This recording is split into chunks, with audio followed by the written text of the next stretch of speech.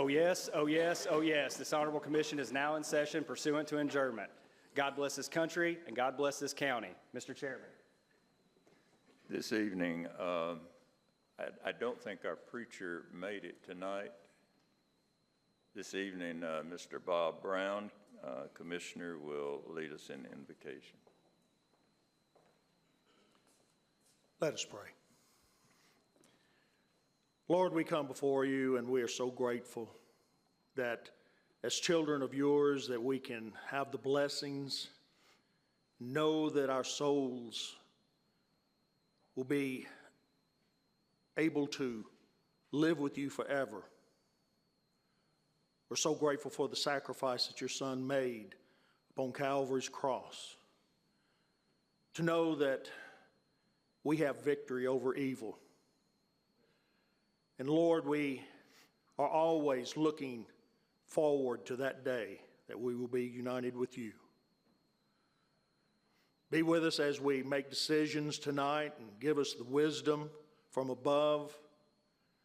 Help us to do those things that are right in your sight, not from selfish gain or anything else.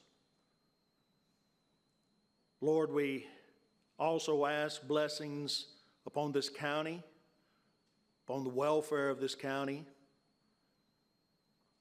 Help us to make those decisions with all these citizens in mind. Lord, we ask that you forgive us of our sins and keep the devil away from us. In Christ's name we pray. Amen. Would you remain standing for the pledge to be led by our clerk? I pledge allegiance to the flag of the United States of America and to the republic for which it stands, one nation, under God, indivisible, with liberty and justice for all.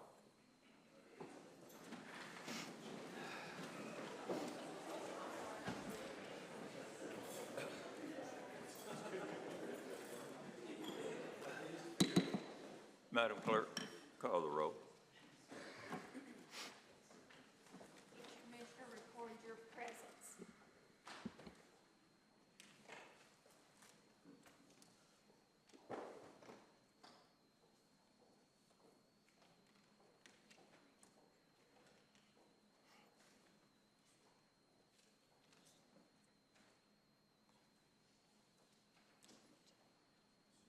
There are 22 commissioners present tonight. The majority will remain the same. That will be 13 votes, 2/3 the same, 16 votes. We have 2 commissioners that did not make it tonight. I think Mr. Harrison said he was going to be on vacation, and Commissioner Holmes has a conflict with tonight. Make note of these changes before we consider anything else on the agenda, please.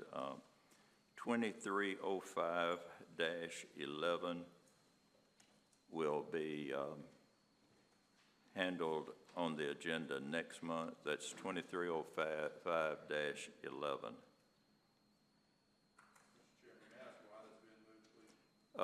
We did not have time to publish information on it.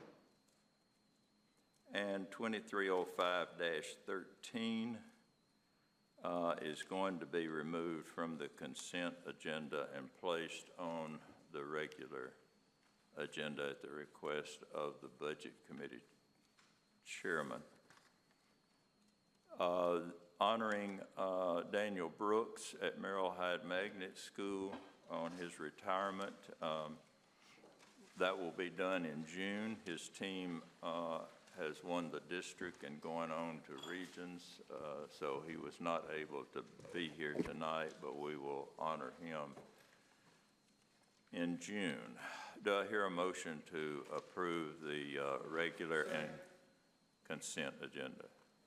Motion by Commissioner Schoaf, second by Commissioner Harris for approval of the regular agenda and consent agenda. Any discussion? All in favor signify by saying aye. Opposed, like sign. Okay.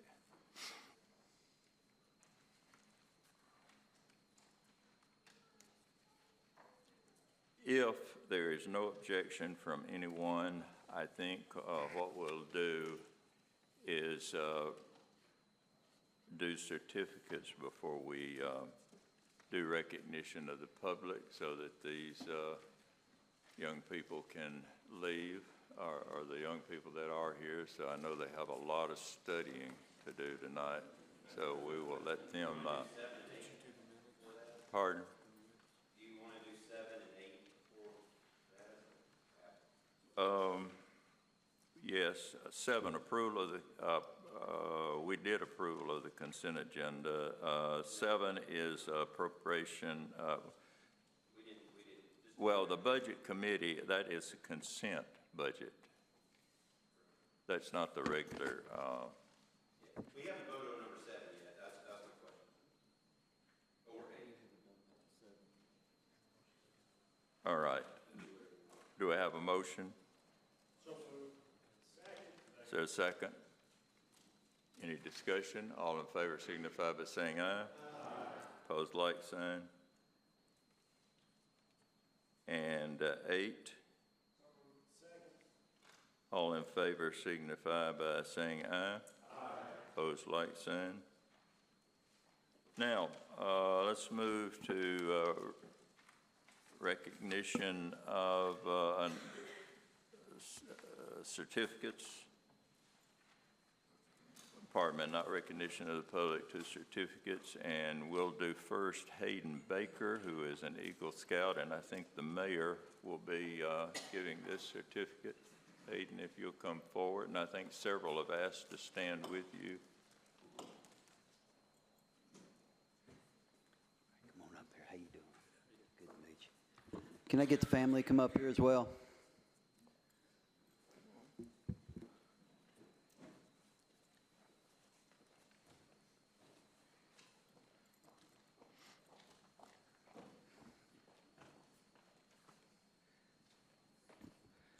All right. It's always an honor to recognize an Eagle Scout and the work that they've done and the accomplishments that they've made in their life. Hayden is a junior at Gallatin High School and is a member of the cross-country and track team. He's been a Scout since 2014. Hayden's been instrumental in launching a Young Life program at Gallatin High School and recruited many others to be part and learn about Jesus. He belongs to Troop 407 in Gallatin and has held several leadership positions leading up to his Eagle, including Assistant Senior Patrol Leader, Assistant Patrol Leader, and has earned 29 merit badges, including several extra awards, including the Mile Swim and Kayaking Awards. Hayden's Eagle Scout project was a bicycle repair stand at Gallatin's Triple Creek Park.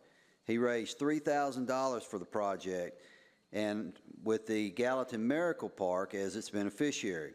This project provides a repair station for those traveling on the Greenway or using the pedal park, and also includes an air pump for bikes or wheelchair tires. It was on March 26, 2023 that he had his Court of Honor, which I was honored to attend, and earned his Eagle Scout rank. Hayden is Troop 407, 118th Eagle Scout. So the Sumner County Board of Commissioners, meeting in its regular session on this 15th day of May 2023, do hereby honor and congratulate Mr. Hayden Baker for the prestigious rank of Eagle Scout. So moved. Oh, second. I'll second. All right. We'll just let everybody. All those in favor signify by saying aye. Aye. Opposed, like sign. All right, congratulations.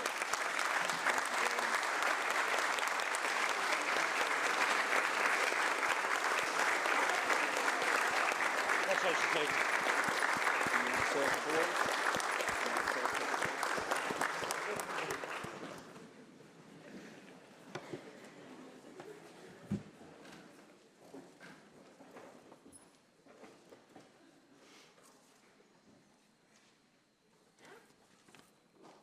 At this time, we have recognition of the fire chief's retirement from Shackle Island Volunteer Fire Department. Commissioners Mansfield, and Teachner. Well, he's not retiring yet, but we are here to recognize Chief Marty Bowers. If you can come up with us, it's a surprise for him. He didn't know we were doing this.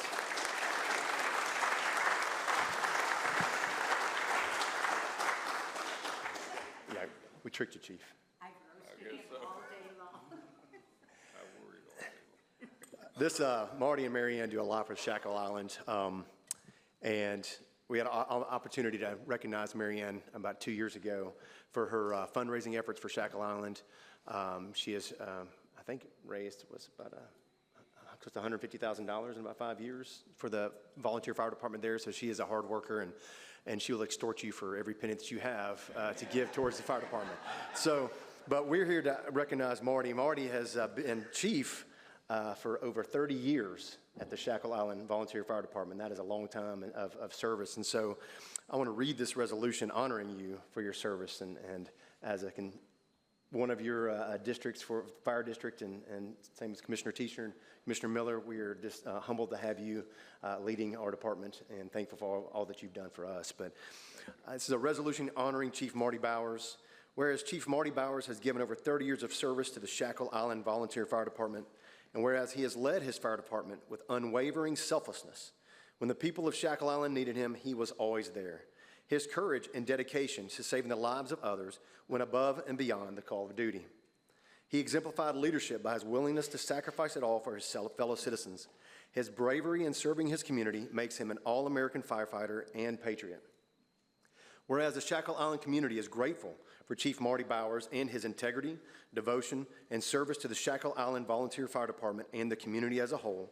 Whereas we acknowledge his everlasting contributions and express our sincere gratitude for his service to the citizens of Sumner County, and now therefore be it resolved by the Sumner County Board of County Commissioners meeting in regular session on this, the 15th day of May 2023, that this body does hereby express its appreciation and gratitude for the many years of service and dedication of Chief Marty Bowers, and this body urges all the citizens of Sumner County to acknowledge his accomplishments and contributions. And be it further resolved that this resolution shall be spread on the minutes of this body, and the clerk is to furnish a copy of this resolution to Chief Marty Bowers. I so move. Second. Motion and a second. All in favor signify by saying aye. Aye. Opposed, like sign. This is for you. Just, I'm dying for your service as well as the resolution. Again, I want to thank you so much for all of your years of service.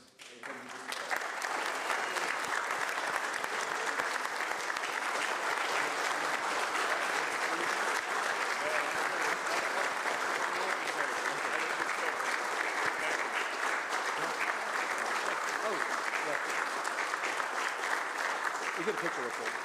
We'll get a picture real quick. Here. We can get a photo real quick.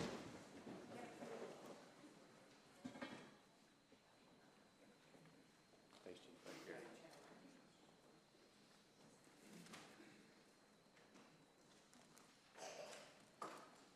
I am very proud of the community where I live, Hendersonville. It's a great community.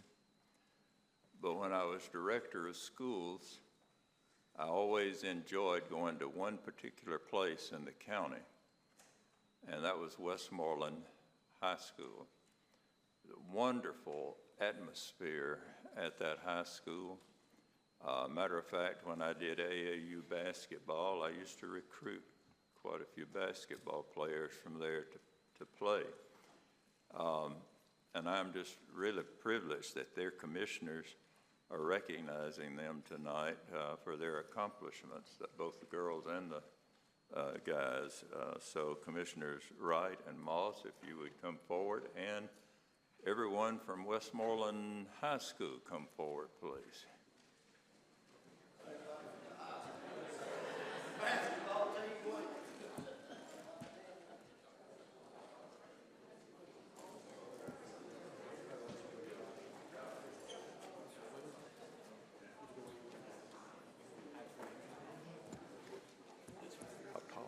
Oh my goodness, y'all.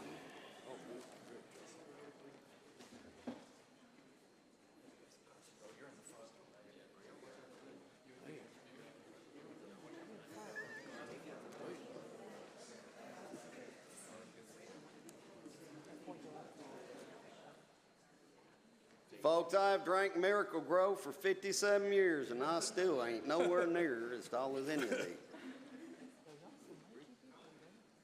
I have had the honor for the last almost 7 years of watching the Westmoreland High School boys and girls team both play their hearts out. And when I say play their hearts out, folks, I mean I have seen them win games by 1 point in the last few seconds. And y'all have got to stop doing that to a 57-year-old man. I'm going to end up having to take my blood pressure pills with me for the basketball game. But these kids play their hearts out, and it's about time that they're recognized. Young men, this is for y'all. In case you don't recognize me, I'm the short, fat guy in the uniform that sits on the sidelines cheering y'all on. Just about every home game. Their first winning season since 2015-2016. Second place in regular season. District 6 AA tournament runner-ups. First year with new head coach, Cherie Abner. Did I get that right? Ma'am, you received Coach of the Year. That's awesome. I mean, that is an awesome accomplishment. Congratulations. Overall season record, 23-9. Some of the boys were selected for All-District, All-Defensive, Newcomer of the Year, District MVP, and 6AA All-Tournament Team. I want to point out one young man. Cameron Dean, where you at? Oh, man. Cameron had 1,000 points in his career. 1,000 points, folks. Let that sink in for a minute. That's a bunch of 2-pointers and 3-pointers. If they gave 4s, he'd probably got some of them too. Let me read this proclamation. From my heart, guys, thank y'all, because y'all made us proud. Sumner County Board of County Commissioners, meeting in regular session on this, the 15th day of May 2023, does hereby honor and congratulate the Westmoreland High School boys varsity basketball team for their first winning season since 2015. Y'all are awesome. I appreciate it. Now, and we'll just get all of y'all's together at one time, okay? Now, young ladies, oh man, there again, these kids have played their absolute freaking hearts out, people. In case you can't tell, as soon as I open my mouth, I'm country as turnip greens, and every one of these kids, they talk my language.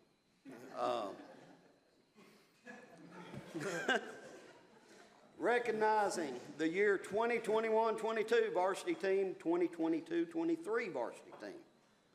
Beach Invitational Christmas Tournament champs, District 6 AA, Region 3 AA, and Sub-State champs. TSS AA state quarterfinalists, folks. Y'all are awesome. Season record, 29-4. Beach 2022-23 team, Beach Invitational Christmas Tournament runner-ups, District 6 AA champs, another season record, 24-9. District champs 4 years in a row. Overall season record in the last 4 years, 107-22. Folks, congratulate these young men, young women, because they absolutely deserve it. Thank y'all. The Sumner County Board of County Commissioners meeting in regular session on this, the 15th day of May 2023, does hereby honor and congratulate Westmoreland High School girls varsity basketball team for being district champs 4 years in a row. Congratulations, ladies. Who said that? You want a second? I'll second. There we go. Motion and a second. All in favor signify by saying aye. Aye. Opposed, like sign. Coaches, if y'all want to get up here and say something, you're more than welcome to. Thank y'all. Thank y'all.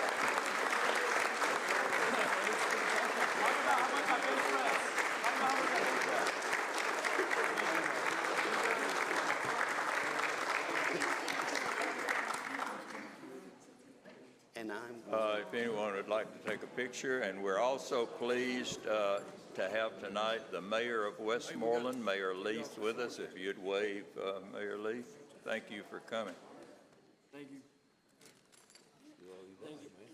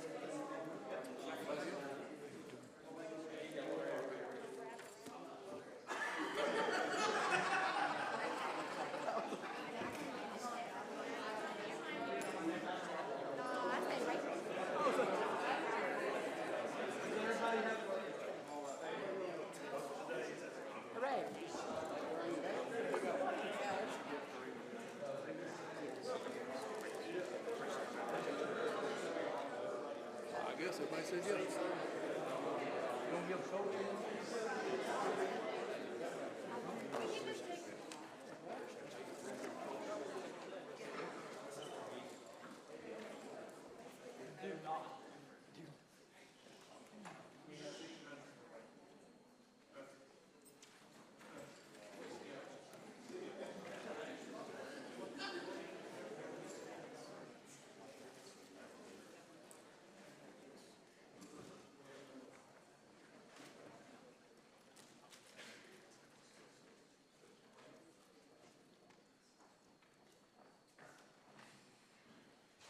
Okay, we will now go to recognition of the public.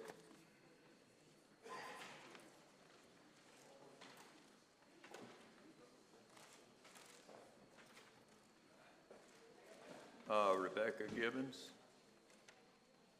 Oh, let's see, no. Rebecca, I'm sorry, I can't make the last name out. Help me out. All right.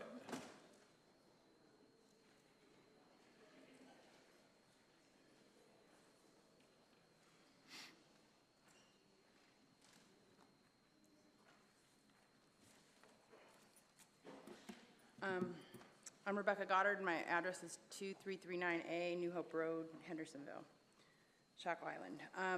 Cottontown needs to be preserved as a rural community. The greenway that's been insidiously and secretively shoved through by the previous mayor and his cronies is frankly despicable and criminal. However, knocking down the community center woke up a community and brought together a very strong group of people that want no part of the Holt regime and the GNRC and whatever they are selling. The way people have treated this community for making a plan and coming together is embarrassing. I attended an ad hoc committee meeting to discuss the plans with the community. A commissioner came to the meeting, acted like a petulant child, and lied about the meeting. I moved here from a very politically petulant, corrupt place, and that was even appalling to me. To have elected official, a former elected official, a lobbyist throw childish tantrums because they weren't getting their way and someone was standing up to them was frankly shocking to my soul. The way the residents of Cottontown and what they want and don't want in their community have been ignored, demeaned, mocked, is awful. I mean, we're a community. This is America. The people have a right to say that they want a greenway or not a greenway. I live in the, I came from 55 years of greenway building, and I used to have a bunch of room behind my house. And then El Toro Marine Base was sold to Lennar Homes, and 35,000 homes were built on a greenway. The greenway was meant to put the utilities there. The utilities mean urbanization. No one, if you want to live on Indian Lake and in Hendersonville and in that traffic and in that stuff, stay there. Leave the people of Cottontown alone. They don't want it. They don't. You can go knock on every single door in that 40 square miles, or I think it's even a little bit more than that. The majority of people do not want a greenway in their yard. They don't want that. There is no reason that it needs to be done. We are not tax-paying to the GNRC. That is not who you work for. You work for us, the taxpayer. If you want to work for the GNRC, I'm sure there's a couple lobbyists that will help you. If you want to work for the taxpayers, then you need to work for the taxpayers and listen to what they're saying. The taxpayers do not want this. The homeowners in that community do not want this. They want to preserve those farms and those houses for their families. You don't want to, you do not, I'm just telling you, I know that there's this side and there's this side. You don't want a greenway going through your community. Trust me on this. The greenways are not what you think they are. They're utilities, and then they are just little highways to bring crime and insidious behavior to your area. If that's what you want.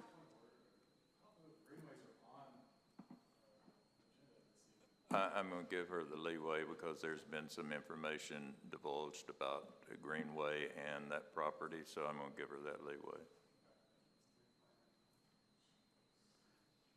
Go ahead. Anyways, so you don't want a greenway and you do not want the building.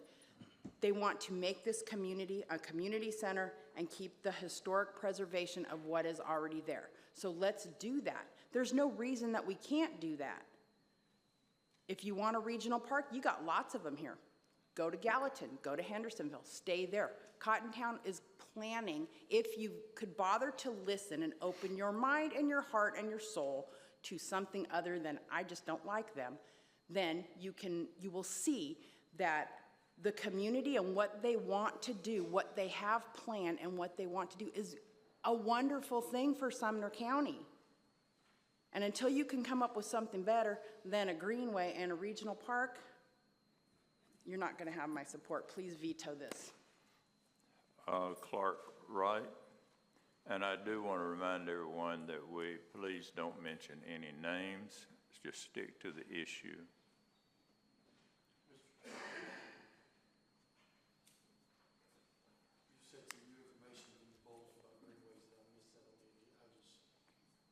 That's not on the agenda. Oh, it's not? No. Yeah, Clark Wright, 205 County House Road, Cottontown. Good evening.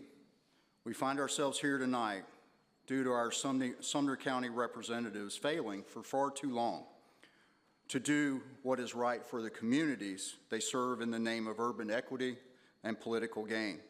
Tonight, you have an opportunity to begin making amends by removing the Draper House from the FEMA grant. I ask that you vote to overturn the mayor's veto to allow the Cottontown community to repair, restore, and maintain the Draper House in order to preserve Cottontown's rich rural history and culture. A vote not to override that veto, as far as we're concerned, is a vote for development. And as it has been said, we don't want development in Cottontown with 20,000 homes and parks and that. We have a park. It's an agricultural community. Thank you. Suzanne Eads.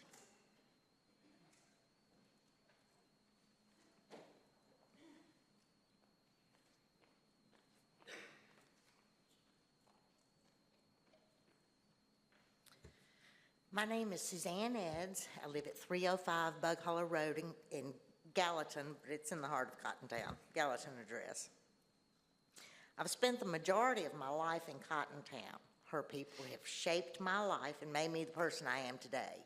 I've roamed those hills and played in the creeks, and I've played with children who came from dirt poor farmer stock, and I played with children who came from a wealthier status, but I never knew the difference. I have felt safe and secure knowing this little village as an extension of my family. Within these hills and valleys, I learned of integrity, pride, hard work, kindness, and generosity. There's always been a sense of community. Do we need greenways and parks? We already live in a big park with all the greenway one could ever want. Tearing down buildings and homes, we have what we need. Use of the Draper House for a museum or a welcome center would be great. A community building for gatherings to acquaint ourselves once again with our neighbors would only to prove to be beneficial and wholesome. Building new communities, we already have one. Thank you. Thank you. Susie Farrell.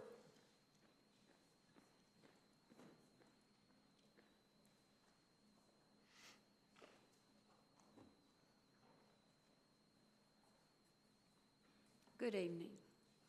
I'm Susie Farrell, and I live at 1500 Upper Station Camp Creek Road in Cottontown, Tennessee. I've been there most of the time since 1964. I taught school for 21 years in our public school systems, and then I retired early to keep grandkids. I'm currently learning more about my town and its people. They say with age comes wisdom, but I've always thought it hopefully brings a little less ignorance. I am learning that a knowledge of community increases your love for that community and the people in it. I've been amazed at the love I've now am developing for the people I'm reconnecting with. This love can and should be passed on to our children and grandchildren. We hopefully can learn from the successes and mistakes of the past. One of the mistakes in Cottontown's past is the loss of the community center. I pray that this won't be repeated with the Draper House. It is a pretty little house which was loved by the women who lived in it. The flowers encircling it and the blooms that are filling the yard today are a living witness to this love. So far, I have dated it to 1904, so it is at least 119 years old. Its history has always been entwined with the little white post office. It was the home of the postmasters. Older residents refer to the home, the Draper home, as the Scott Reed House. I want to read an article from the April 11th, 1979 edition of the Gallatin News-Examiner. The article was written by David Collier, who wrote of Cottontown's history, and the post office information was given to him by Mrs. Gladys Strother Cunningham, who was a postmistress in Cottontown.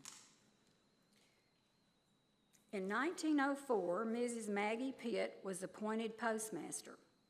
This post office stands today in Astor Draper's yard. At a later date, Scott Reed married Mrs. Pitt, and at a still later date, Mr. Reed was appointed postmaster. In 1904, the first rural mail routes leaving this office were started.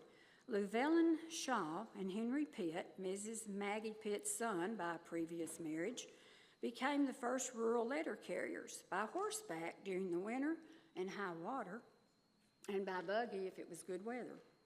At Mr. Reed's death, his second wife, Laura Brazier Reed, finished out the remaining 6 months of his term, which expired April the 1st, 1942. At this date, Gladys Strother Cunningham was appointed postmaster and used the Reed post office for 6 months. And that's all I'm reading of the article. In my lifetime, the little post office was still tied to the Draper House by Mrs. Draper. She used it for her business, Josephine's Cloth Shop. Our desire now is for the home to be restored and used by the community as a local museum filled with photographs and memorabilia from Cottontown's past and present. Commissioners, I ask that you help us preserve this remaining part of Cottontown's heritage with your vote tonight on the veto override on resolution number 2304-12. Thank you for your time and your attention. Thank you. Linda Kelly.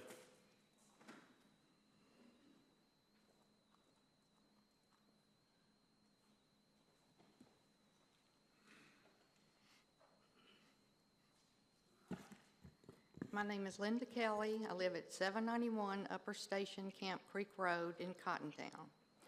My husband and I moved to Cottontown in 1994 with our 4 children. We began going with neighbors to the Ocana Community Center for monthly potlucks. My husband volunteered for many years with the Cottontown Fire Hall. Since hearing of the Cottontown Community Center being torn down, we have met many people who share the same feelings of sadness that we do concerning these events. We have had potlucks, a history day, and numerous meetings. I have attended all except 1 or 2 of the meetings. No one has ever spoken with any ideas of self-gain concerning these properties. We want to keep this area rural and continue to build community. We want to rebuild the Cottontown Community Center, restore the Draper House and the post office. The Ocana Community Center was sold in 1954 to the citizens in that area for $1. To this day, the citizens take good care of it. And I saw the deed, so that's, you can look it up yourself, I'm sure. But anyway, we want to do the same thing for Cottontown. Thank you to each of the commissioners who have spoken to citizens on their own time in the area and have spent countless hours on this. I urge all of you, please override the mayor's veto. Thank you. Thank you. Charlene Allmiller.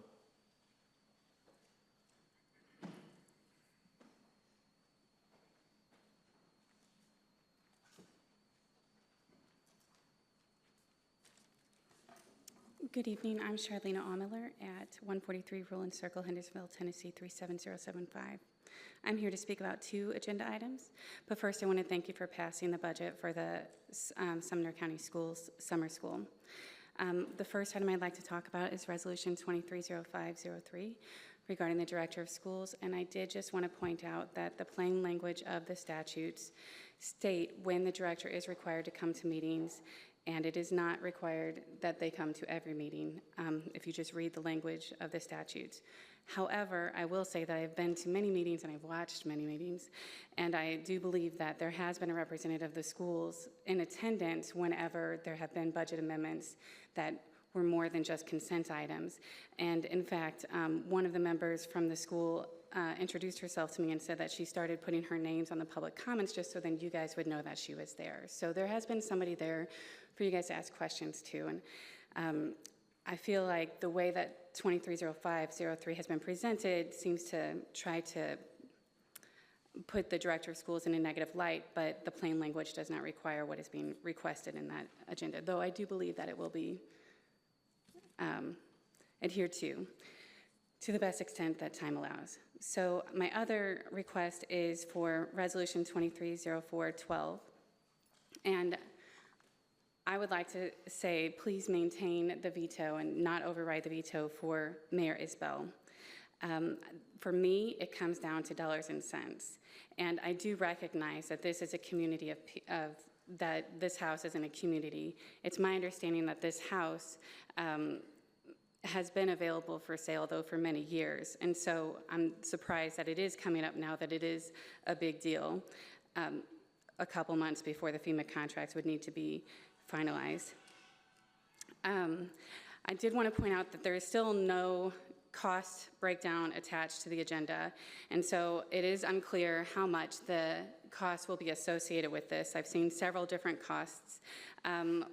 The chairman of the legislative committee gave me a sheet that he's been working from, and from that, if you just look at this part of the project, it would cost $102,129.39 to complete, and then $125,383.14 for a cost to abandon, which would mean that taxpayers are charged with $23,253.75 to withdraw from the contract. I've also seen some other numbers of $44,500.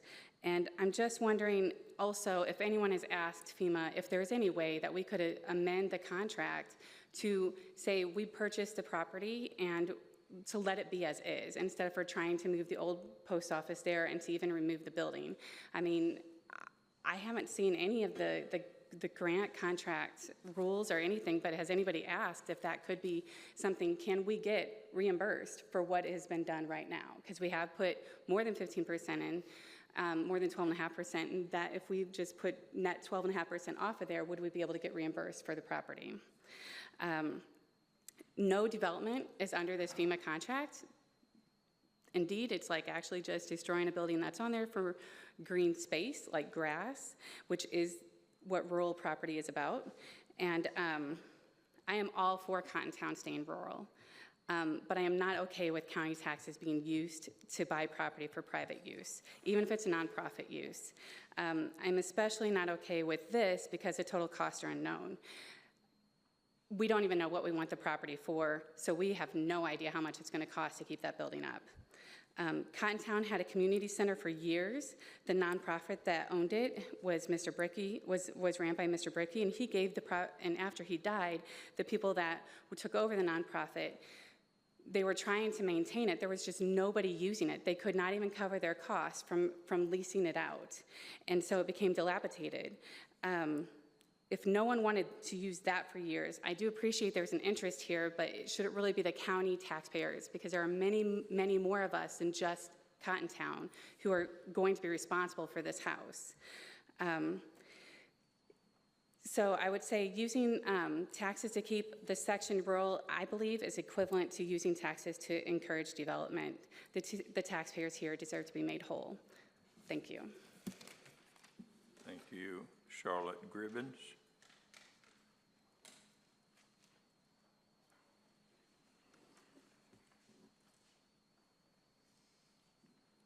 Hello, I'm Charlotte Gribbins. I live at 2339 Highway 25, which is directly across from all the properties that everybody's either wanting or trying to get. I thought the very first nonprofit, because of the idea they wanted about high traffic events down there. And we have enough traffic down there as it is, and I'm with everybody else. I do not want development. I do not want all that traffic down there. I agree with you on that. The problem is right now is, though, of course, the Bridal House is defending themselves. You have a group of people wanting the Draper House. I'm kind of torn on this simply because I wish, you've got two different nonprofits now. You've got the first one, and now we've got another one that only got formed January the 6th. We have no information about what they actually can do down there. So before you kind of give away the taxpayers' money, we need to ask for a plan. That's my personal opinion. Because we've had, and I've asked for this numerous times. And, you can actually go in there and get a compliance form. And somebody could file this and do a site plan. This could have already been done a long time ago, because that property has looked like that for 6 or 7 years. And if you want to know what the Draper House looks like, I've got pictures on my phone. You're going to have to comply with the floodplain. You're going to have to comply with ADA. So I don't know how you're going to pay to do that. Can the nonprofit, you work with mortgages and stuff like that. Is there some way to get a letter of credit from everybody? Go ahead and get a guarantee, a performance bond. You said you had 100 people sign up. If it's going to cost $300,000 to do this, are they going to go ahead and give $3,000 a piece? We've got to know what's going to happen, because we can't sit down there and look at that for another 6 or 7 years. I don't know how many of y'all have ever drove by and looked at it, but there's been plenty of opportunity for somebody to buy the property. It was up for sale. Nobody bought it. The community center, we tried to get people to give money to help fix there. No interest whatsoever. I wish all this had come about 6 years ago, but it didn't. And now here's where we're at. So, y'all are going to have to decide. I don't know what else to say. I don't want to lose taxpayer money.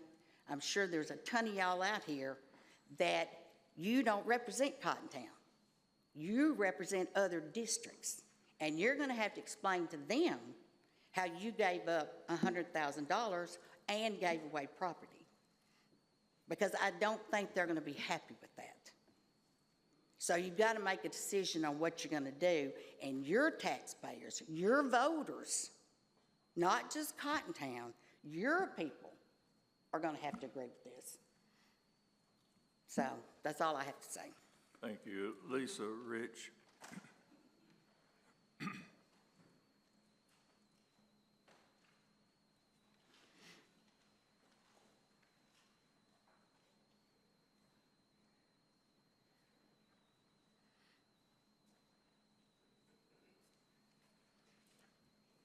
Hi, my name is Lisa Rich. I live at 697 Bug Hollow Road in Gallatin, 37066. I'm standing up here. It's a difficult situation. It's a shameful situation that it's come to this. I'm here to remind all of you that I don't like politicians. I still don't like politicians, but I'm so glad that because of this situation and everything that's happened, my whole adult voting life, I've never paid attention to commissioners. And I'm not going astray from the veto, but I did come from an area that was rural, that is very far from rural. And for me, that's what the Draper House represents, is community. At a time when we're fighting tooth and nail to keep what was once our country and the founding of it and what it's based on, and it's being stripped away everywhere for money. For money, it's for money. And I would like to remind everybody, and I've said it before, and I've had people shake their head, you have all this development, the infrastructure will not be there, no matter what the plan is for water, for electricity. You're gonna have all this development, and then people are going to be limited on their water and get fines. People are going to be limited on their electricity and get fines. For me, I've been here 2 years, and above all, I've never met a person that has been mean to me. They've opened up their hearts to me. They've treated my family as theirs. And the sense of community that I have felt with the people that I have met through this experience and opening my eyes, I mean, this is what I came here for. I gave up everything to come here for this lifestyle. It's not just about the land, it's about the community. Community's gone in so many places. And I have been a few places in Sumner County where there is a community center and you could rent it out and have your big family venues. And I thought, what a blessing is this? This is, where do you even find this anymore? And I have looked at the Okana and what the community has done with that. So for me, you're right, I don't have the history here. I don't. But it's time to fight for what shouldn't have been done, what is being done, for us to act together as a community. And I sure wish that both sides could come together and work on everything together. But for everybody that I have met who's been there for me in a moment's notice when I've had an emergency or anything, thank you for being the community that you are, because I'm so blessed to be here and to be a part of it. Thank you. Thank you. Pam Nolan.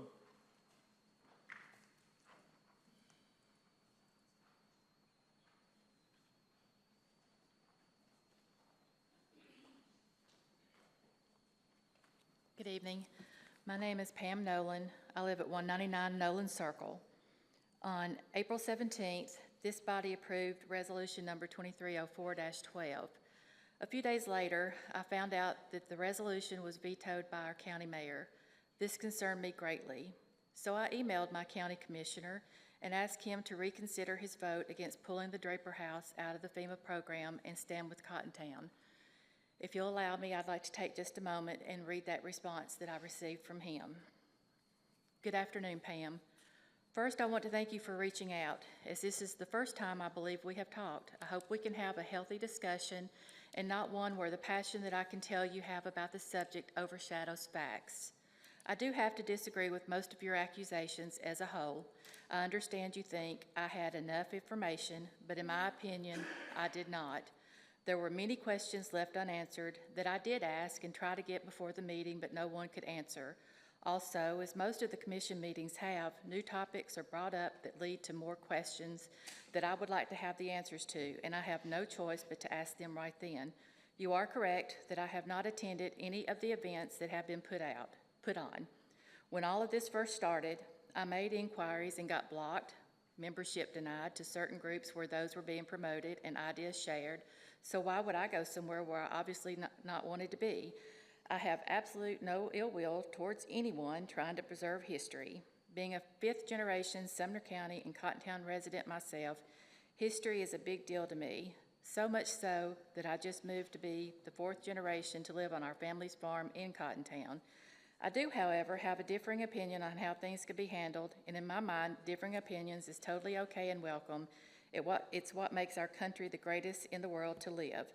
To answer another question, yes, ma'am, I go through the heart of Cottontown often. In fact, every time I have a commission meeting or meeting at the County Administration Building, I make that beautiful drive down through Highway 25. I was saddened for years at the state of the community center and how no one in that immediate area seemed to want to fix it up.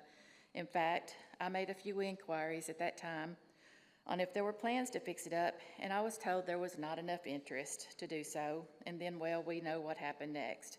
I guess that's a question you may be able to answer for me. Was my question answered incorrectly, and there has been interest for years that you know of to fix these properties? Unfortunately, we cannot change the past, so I'm trying to look towards the future and what we can do today. Today, we can take another property that is falling into disrepair and has been deemed to be in a floodplain and offset the cost to the county taxpayers from a federal grant. As a conservative, as much as I love history of the county, I cannot in good faith ask people to pay more in taxes to save a falling building. It's very reminiscent of the Comer Barn debacle and why I voted with my fellow commissioners to give that property back to the Rogers Group fresh into my tenure as a commissioner. It's also why I voted yes to not allow a greenway to come through that area. I want it preserved. As of today, I'm still trying to process through the best way to handle these properties and the future of them for my own kids to be surrounded with history and beauty of Cottontown that I was lucky enough to grow up in. As I mentioned, I have a hard time wanting to spend more tax dollars and an even harder time giving things away for free when there may be better alternatives. Again, thank you for reaching out, and please feel free to do so at any time. I hope I can meet you in person soon. This email right here, people, is the reason why people don't contact their commissioners or email them about anything, because today is 10 days after this email was sent to me, and I still don't have any idea how to respond to it. Thank you. Thank you. Tracy Finnegan.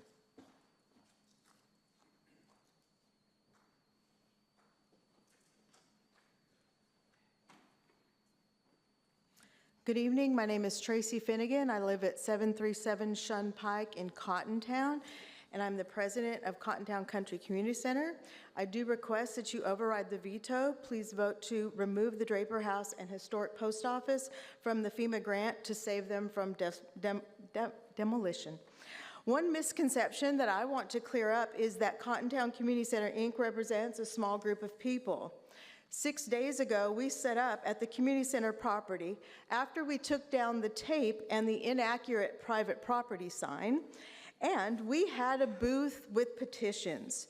So many people stopped, waved, honked. 100% of the people that stopped were in favor of what we were doing. Parents sent their children, over 18 children. Children sent their parents and grandparents. We had multiple 3 generations of families that came to sign the petition over these 3 days. Let's see. Pastors stopped by and took petitions with them for to be signed by the congregation, and they vowed to announce from the pulpit what they were doing as they yelled, like, "We love you and we love what you're doing." There was even on Wednesday a reunion of Bug Hollow, like everybody from Bug Hollow showed up on Wednesday. So who do we represent? The 196 people so far in 6 days who have signed this paper petition and 47 online. So who do we represent? We represent Brad, Allison, Cardin, Johnny, Ashley, Nolan, Michaela, Deegan, Melissa, Josh, Gabe, Tony, Jean, Alan, Kevin, Javonda, Penny, Fred, Stephen, Kenyon, Dawn, Mike, Rebecca, Pastor Larry, Michael, Ava, Chelsea, Connie, Josh, Benny, Charles, Dixie, Grace, Crystal, Brandy, Zachary, Catherine, Timothy, Galen, Sabrina, Gina, Amber, Taylor, Mitchell, Erica, Patrick, Jennifer, David, Stephen, Stacy, Sunday, Robert, Wayne, Lee, Charlotte, John, Joshua, Austin, Gabriel, Rich, Madeline, Susan, Charles, Matt, Javonda, James, Jack, Mike, Rebecca, Michael, Corey, Kayla, Taylor, Rose, starts with an L, Stephen, another Stephen, Nancy, Rebecca, Amanda, Paula, Jay, Shirley, Emily, Susan, Bryn, Mark, Debbie, HM, Nancy, Jason, Julia, Carol, Michael, Mary, Linda, Bill, Weston, Debbie, Jackie, Cassie, Susan, Carolyn, Tony, Shirley, Tina, John, Doug, Carol, Danya, Emily, Zanita, Chris, Chesley, Benjamin, Amanda, Linda, Ronald, Ben, Suzanne, Doug, Lena, Mackenzie, Nadine, Regina, Jody, Belinda, Frank, Judy, Jody, Stephen, James, Marley, Jennifer, Ryan, Ashley, Diana, Donald, Thad, Doug, Shannon,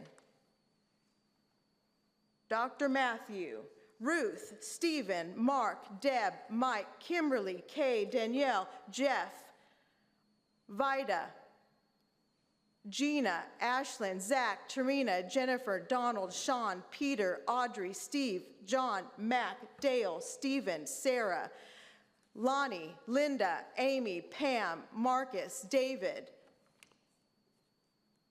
They're getting blurry. Angela, Darlene, Melinda, Brittany, Victoria, John, Cecile, Robert, James, Branch, Kimberly, Brandy, Tracy. This is who wants to save the Draper House and the post office. They want to save that land. They want that property. So Cottontown Country Community, that is your 196 people, plus there's 47 more, and we are not going to stop until we get thousands. Thank you so much for your time. Thank you. That concludes our recognition of the public. Circling back around here, your Veteran Service Report is available to you in your information attached to your agenda. It's just for your information. Financial statement memo is also attached. And now we have docketing of Public Works Fund analysis for 22-23. To have a motion and a second. All right, motion and a second. Discussion, all in favor say aye. Aye. Opposed, like sign, and then docketing of the emergency, the Sumner County Jail Sewage Pipe Emergency. Motion by Commissioner Pomeroy and second by Commissioner Lambert. All in favor signify by saying aye. Aye. Opposed, like sign. Written reports are also included in your agenda there, and we will now vote on the notaries. Do we have a motion? So moved. And a second? A second by Commissioner Sullivan. I'll ask the clerk to place that on the voting. Each commissioner record your vote.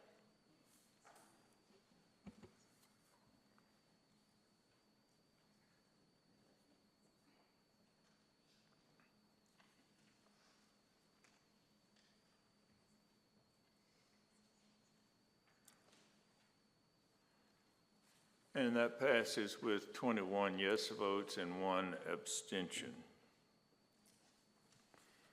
Now we'll have the reports of the standing committees. Health and Emergency Services Committee. No report, Mr. Chairman. All right, Education Committee. Yes, Mr. Chairman. It's our hope as the Education Committee that the Director of Schools will comply with the law of Tennessee and follow the precedent of previous directors to be at the scheduled Education Committee meetings. We ask that the Director primarily and any other personnel deemed appropriate to be present to discuss budgeted items and explain them, as is the habit of other committees who have regular attendees concerned with their budgets, since we are the ones who approve their budgets. I so move. Motion, is there a second? Second. Motion and a second. Any discussion? Commissioner Wynn?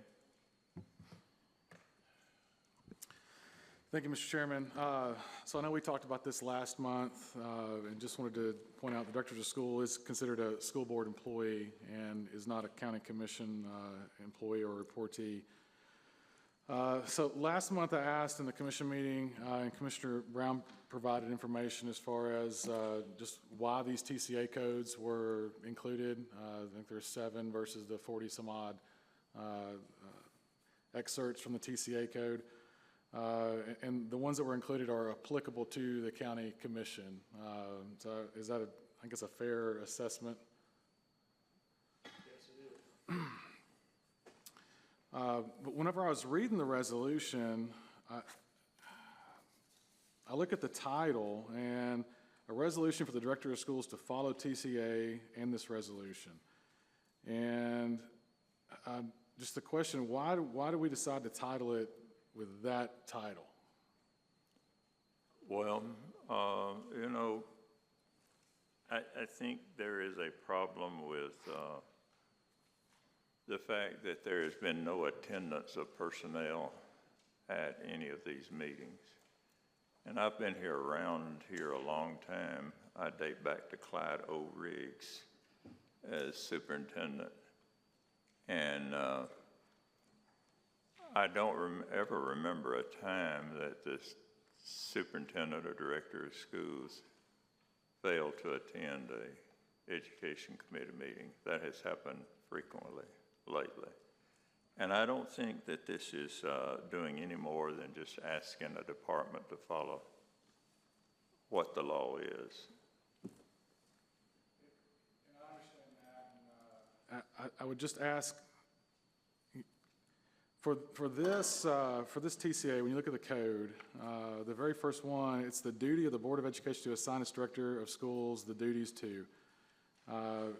Do we know, have we confirmed to the Board of Education that all these duties that we're even pointing out were even assigned to the director of schools? They would have to answer that.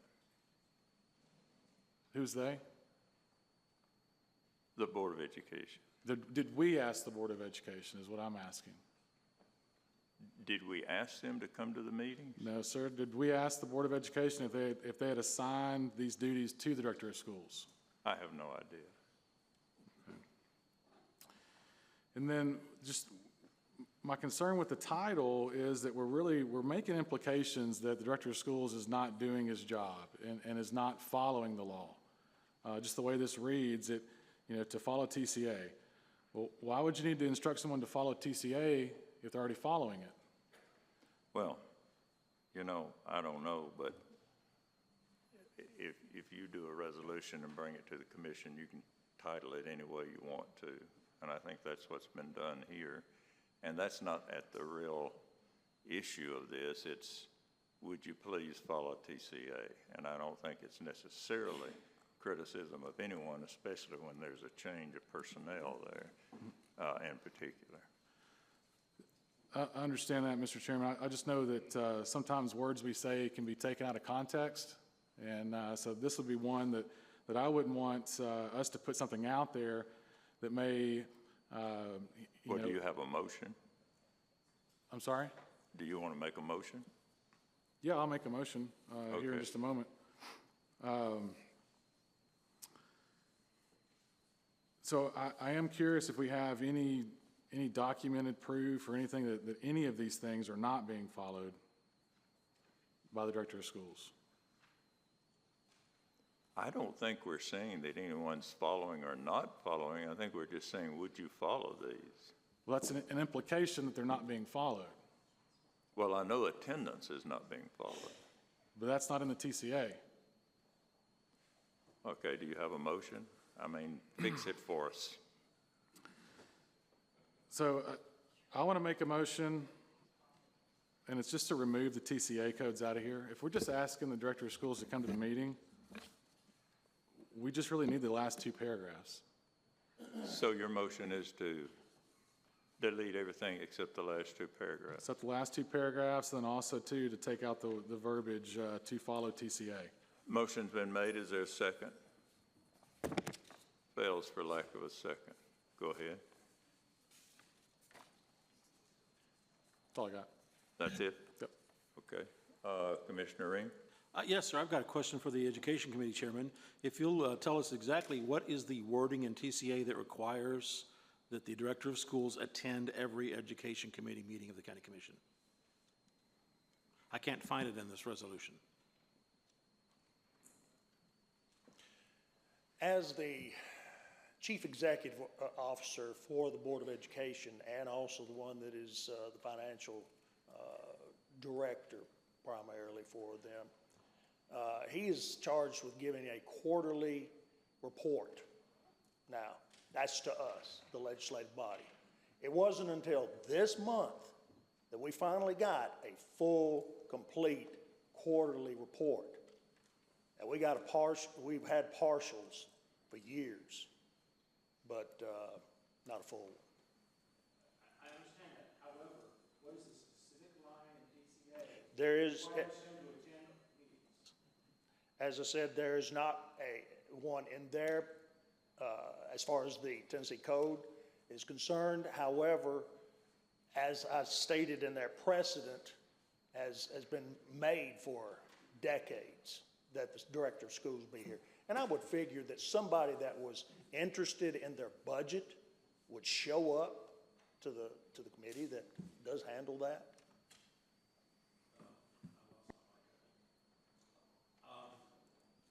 The last meeting of the Education Committee meeting, both the current and the future Director of Schools were there. I've attended several meetings where there were other representatives of the school system there. We're in the process of transitioning from one Director of Schools to another. I don't know that this is a good time to be doing this type of a resolution. If we'll see what happens to the next Director of Schools. If he chooses not to come, then maybe we want to look at it then. But at this point, I think it's kind of a moot point since we're transitioning from one Director of Schools to another. Thank you. Commissioner Shope? Call the question. Question's been called. Second. We're going to vote on that at this time. If you would like to end the debate, this is your opportunity. If not, this is your opportunity to continue debate. So I'll ask that it be placed on the board.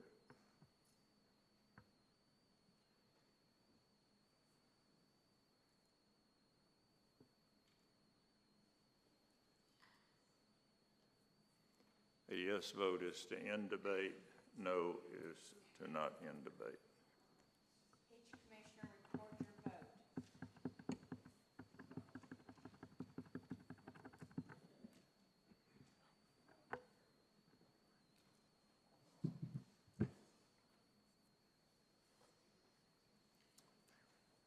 Discussion is ended on this question with 16 votes. And I'll ask the clerk to place this on the board.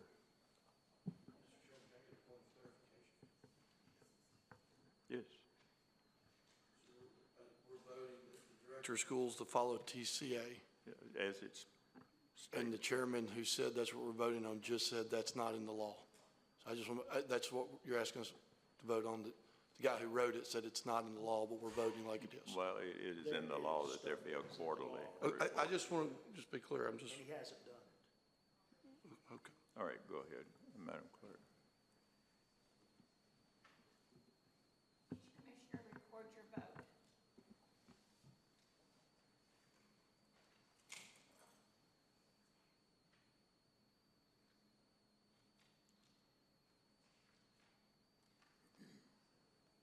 And that resolution passes 17 to 5. Okay. That concludes the Education Committee report. Mr. Chairman. Bob. Commissioner Brown. Sir. Is that all? Okay. General operations? No report, Mr. Chairman. Highway? No report, Mr. Chairman. Committee on Committees? No report. Legislative?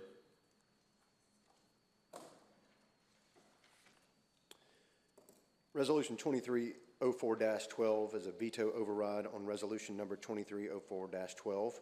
I so move. Motion and a second. Who was the second? All right, Commissioner Teachner. All right, any discussion, Commissioner Becker?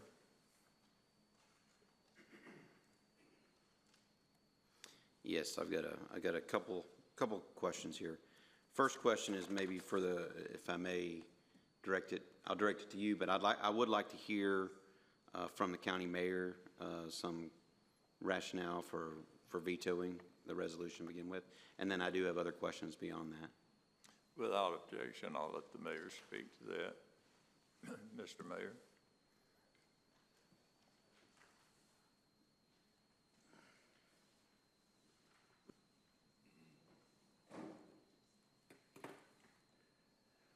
Unfortunately, with this piece of property, I didn't see a plan in place to warrant keeping it, or excuse me, removing it from FEMA. By removing it from FEMA, it gives the taxpayers a liability on the property. From what I've learned, to rebuild that structure, you're going to have to raise it 7 feet. To bring it to ADA compliance will be another broad expense. It's just expenses that I didn't see a plan to cover. And we were against the wall on trying to deal with the FEMA project. I'm confident that if we pull out of this project, that we will have difficulty getting the insurance on the property in the future. Should a group take it or want to use it for their use, I think there's going to be difficulties with that. With the restrictions that are on the deed, there's absolutely no development on the property. It will be green space. There's no greenways going to be able to go through the property. There's no housing developments going to be able to be built on it. Unfortunately, the land, or fortunately, really for the people of Cottontown, is that it will be green space. And there'll be green space as long as those deed restrictions are on that property.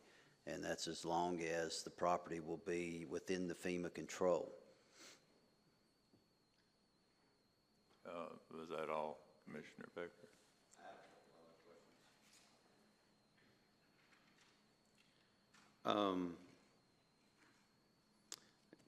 The couple questions. Next question is on the, is it O'Connor Center? I may be pronouncing that wrong. I apologize if so.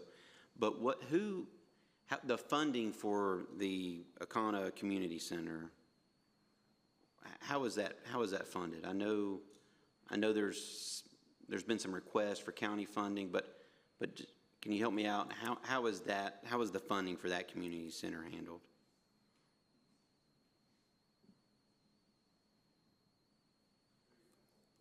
I'm directing my question to the chair. Would the chairman like to respond to that, Mr. Klein?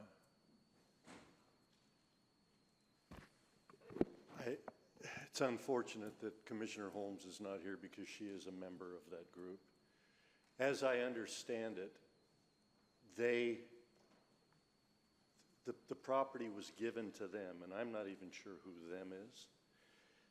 Some years ago, they tried to give it back to the county. The county refused to take it.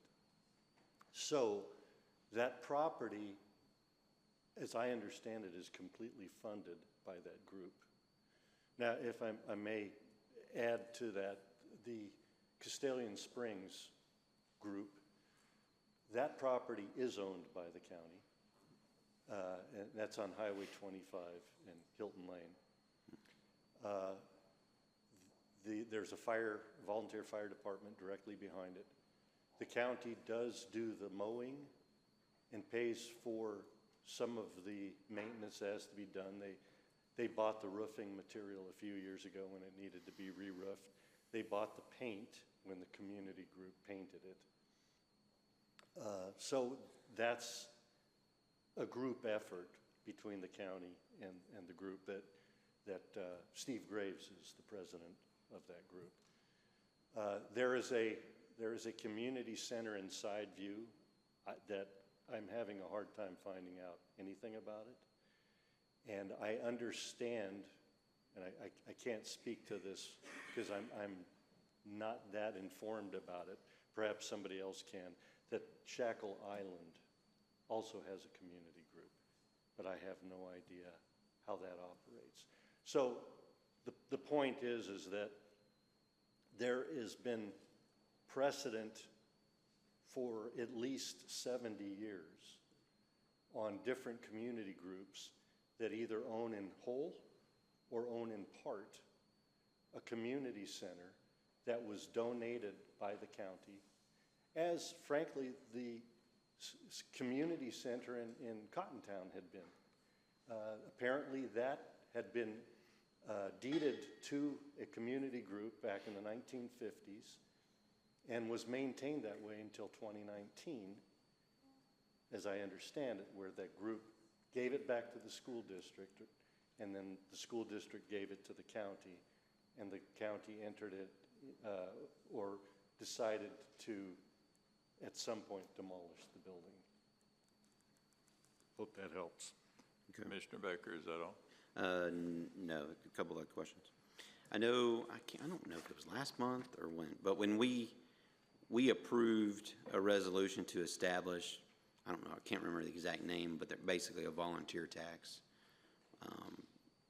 really for this purpose of this property, and I guess in others. My question is, timing-wise, has that volunteer tax been established, like that process been established, and if so, how much money have we collected? Well, I'm going to say that we need to bring the questions back into the veto. Well, all of my questions are concerning the veto or not. Because I think, to me, the lack of seeing a plan or knowing what the plan is greatly impacts my decision on whether or not I would agree to vote yes or no to this veto. So it was, in our previous meeting, it was told that this volunteer tax was going to be created and 0 county funds would be used on these properties. And so my question is, how much volunteer tax has been collected to date? Well, that's with the community organization and not with us. No. It's, the volunteer tax was a county established fund for the citizens to voluntarily pay tax to cover the expenses for that property. Mr. Lawrence, without objection. We established that fund right after the county commission meeting, and when I looked at it a little bit back, there was no funds that had been deposited yet, but okay. I haven't looked in the last probably week. Okay, thank you. So my point being is to date, I've yet to see a plan for the property. I know when we voted on this last time, I actually voted to withdraw it from the FEMA, but it was with the understanding of $0 coming from the county to fund it. It would be fully funded from this volunteer tax, and the county would maintain ownership of the property, but the community, the nonprofit, would pay for all the upkeep. That's what I was told, and so that's why I voted the way I did. Here we are today, and no money has been collected, and I'm questioning whether or not what the plan really is. And so I have a hard time maintaining the way I voted previously on that. So thank you. Okay, I see a number of people in the queue, and let me remind you, I gave a little bit of leeway to, and I do to a lot of people occasionally, but we need to narrow this down. This issue was brought to the commission and debated fully and passed. The mayor vetoed it. The issue now is there anyone that wants to change their vote on this? It is an override of the veto is what it is. The discussion of this has taken place with the full discussion going and previously in passing. So let's narrow our remarks. I don't care which side you're on of this issue to the override of the veto. Commissioner Teishner?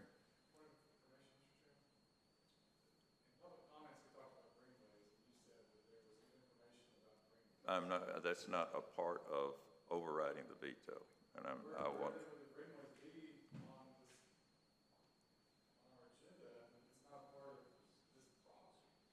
Well, I'm not, that is not a part, Commissioner. The question is, do you want to override the mayor's veto? I understand that, but we've also, during public You can bring that up at a committee meeting. we heard about greenways during public comments, and it's all centered around this property. So I would like to hear about the greenways. Well, you won't hear tonight. Okay, Commissioner Teishner. Thank you, Mr. Chairman. Many have asked for a plan, but we've seen the plan through the government's eyes, and that's just tear down the buildings. We wouldn't be able to talk about Ocana if in 1954, if that building had been torn down also. And I think what we got to remember is sometimes it takes action whenever people get upset about something that the government does in overreach. And our mayor spoke of green space, but the green space was the county government's plan. But the building preservation was the county people's plan. And I think the people were heartbroken because it was just taken out of their hands. They didn't have control over it. And we also had the question come up, Mr. Chairman, about what are we going to do because there's no money in that tax account, which is, I think tax is not the right word, but you know, the donation account, but we called it a tax account. What day was it? It was passed on a Monday, and was it a Wednesday, if I'm right, that it was vetoed? Wednesday morning, I think. So tell me if I'm wrong, but I mean, that would mean that somebody had to have the check in hand and driving as quickly as I could because it wouldn't make it there in the postal service mail before the veto happened in order to put money in that account. So I just want to clarify that the people spoke. We've talked about this, you know, ad nauseum, and I think the thing is just it comes down to the fact that a building was torn down. People don't trust their government. The government should be ran by the people. And it's plain and simple on that fact. Thank you. We hear you. Thank you. Commissioner Rogers? Call for the question. Question has been called. Is there a second? Second. All right, we will vote on that. Madam Clerk, if you'll place that on the board.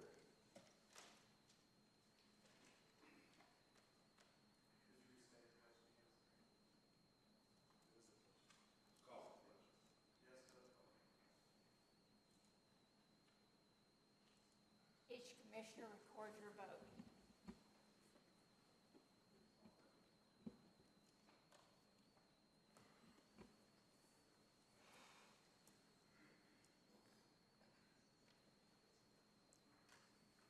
With 16 votes, the issue of the veto will be placed on the board.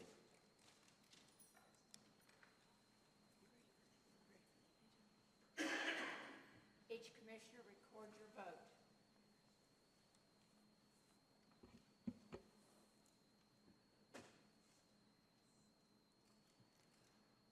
No means we don't want to overturn the veto. Yes is overturn the veto. And with 14 votes, the veto has been overturned. Is that point of information? So that only requires a simple majority? Yes. Okay, let's check Commissioner Pomeroy's. Did you have? You got me marked down. Okay, okay. All right, Budget Committee?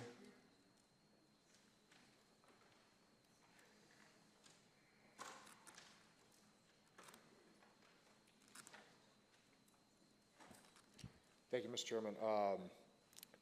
First item for today on the Budget Committee is appropriating up to $165,000 flow-through funds for repair following flooding at the Register of Deeds. Just quick note on this. This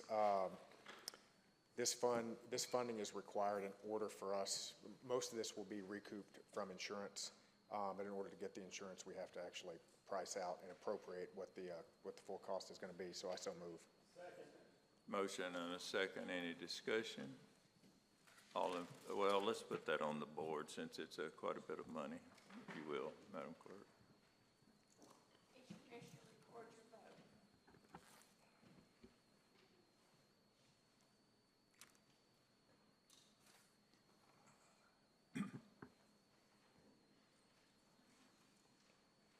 With 22 affirmative votes, that passes.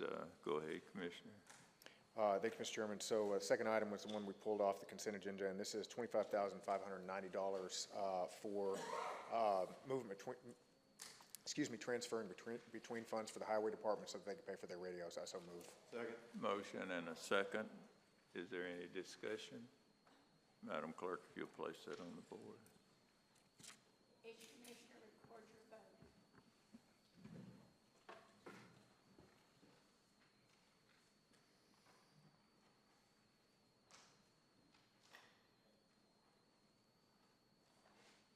Mr. Chairman. End of report. Thank you, sir.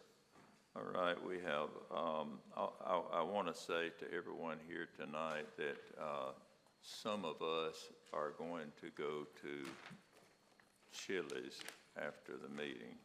This is not a secret meeting. We invite the world. We invite the world to come. We just like each other. As you can tell here on the commission, anybody can come. We're going to go to Chili's to eat and refresh. No financial management report. Motion to adjourn.